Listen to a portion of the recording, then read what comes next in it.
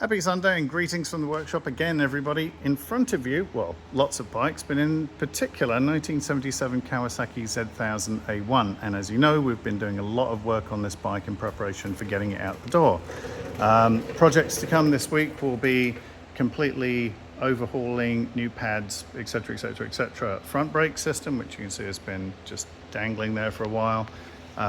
The rear wheel came in a few weeks ago. That's that guy over there, and we now need to fit off the rear caliper and brake system here. That's just been blasted over the holidays and is going to be picked up tomorrow, so that'll be the whole rear brake caliper. Slightly annoyingly, when we sent the rear wheel out to be refurbished, they vapor blasted the wrong hub. That is the correct hub for a 1977 Kawasaki Z1000 A1. They blasted the A2 hub. So my man Doug, who does all of our vapor blasting normally, is going to come and pick this up hopefully tomorrow and get this back to us by Wednesday, which means we can have the whole rear wheel, that guy right there, back on the bike, new bearing, new dust seal, sprocket, all the good bits in here ready to go on there. So we can't move forward on that, unfortunately, until that rear sprocket's blasted and completely back to bare metal, which is what it should be. In the meantime, we've been doing lots of other stuff today, so all sorts of electrical things, some of which you saw earlier, including the fitting, now complete, of the electronic ignition system and a brand new cover and fasteners for the electronic ignition system cover, or what used to be the points cover. That's now all run in. We'll do a bit of cable tying here to get the wire up neat and tidy, but that's all hooked in up here, spliced into the harness, ready to go. So lots of stuff happening there, all of it good. The detail, I guess, is the bit I'm going to focus on right now. And what you see in front of you is, on the right, an original Kawasaki mirror used in many different models, including the Z1000.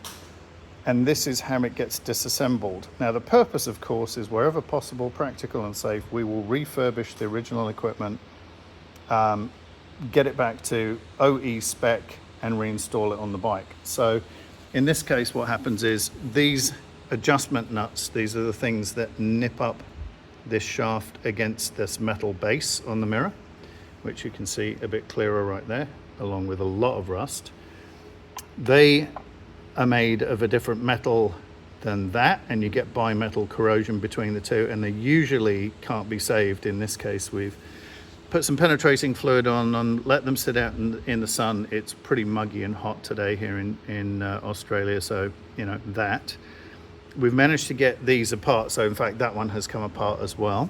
This is the original plastic, you might be able to make that out. It says Toyo, and there's a part number in there. This hasn't been available for, I don't know, decades at least. So this will get as close to new as we can possibly get it. So it'll be completely buffed, cleaned. Mother's Naturally Black is probably what we're going to use, which is a dash restorer. The black trim is a rubber gasket that holds the glass in. Thankfully, the glass isn't broken.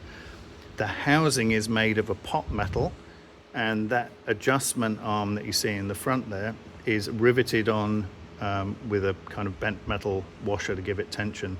So unfortunately, we can't pull that apart. I mean, there probably is a way, but it would probably mean destroying the glass, so we're not going to do that. But we are going to get rid of that rust and all the rust around here, so when it sits in there it looks shiny.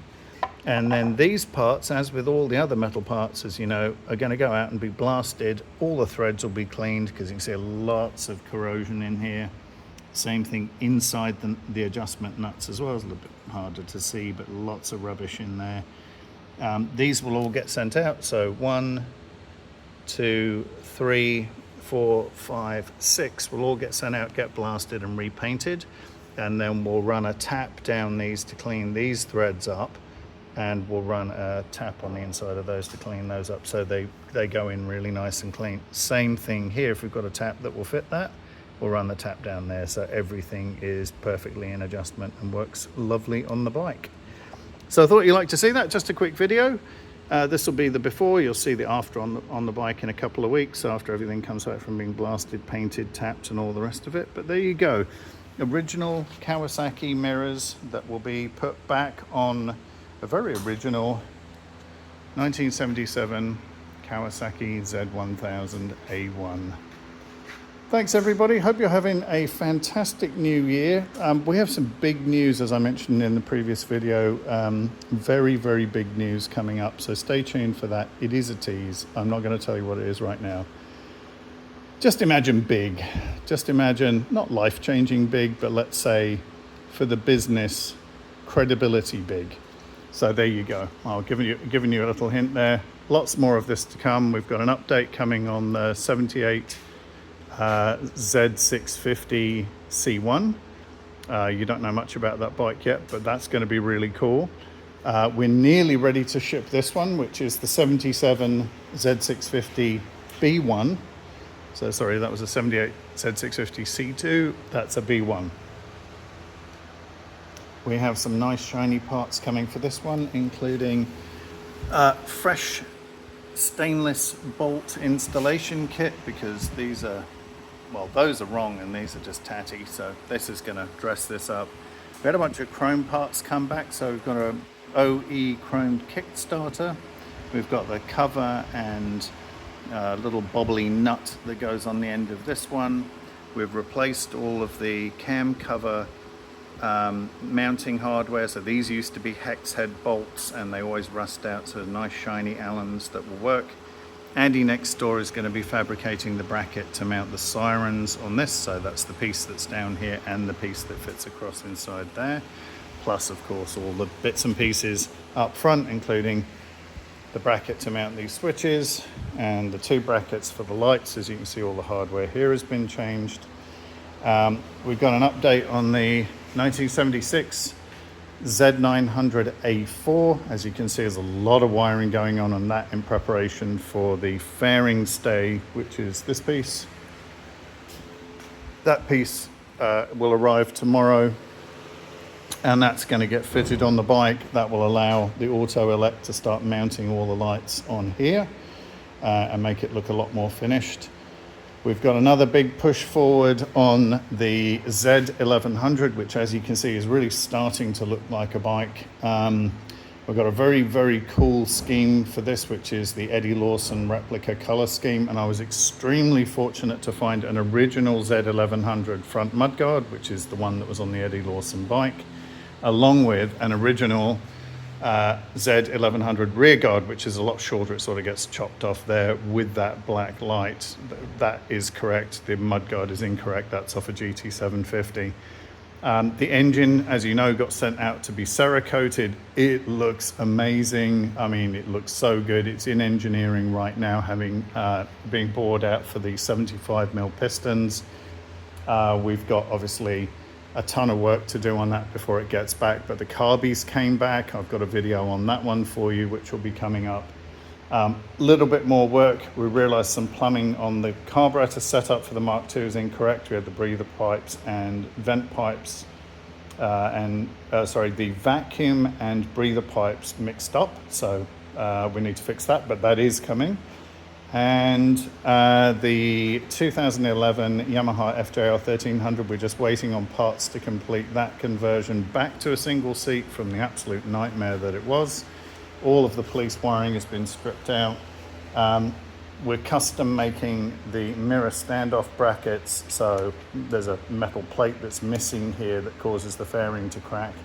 And we've got some new hardware and windscreen, stuff like that.